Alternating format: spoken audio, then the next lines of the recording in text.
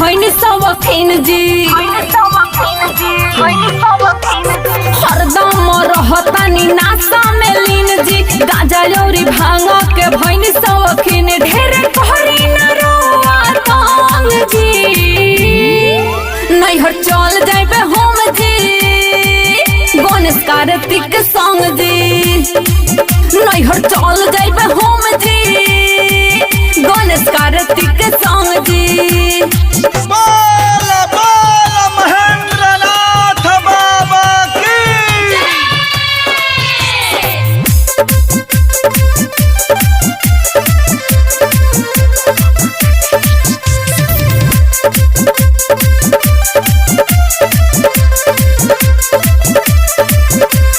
पैसा न मिल गईनी हमारा के पति देहिया के करिल रोज दुर्गति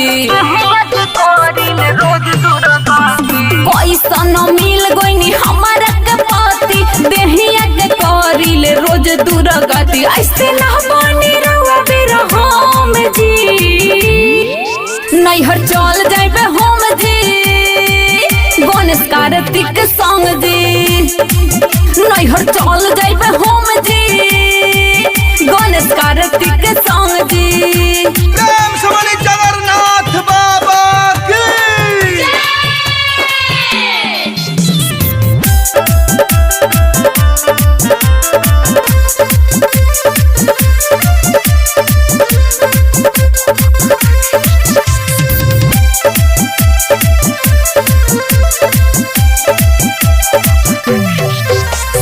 दुनिया कहेला रउआ हई बड़ी दानी बोलट न गुडू के बात तनी माने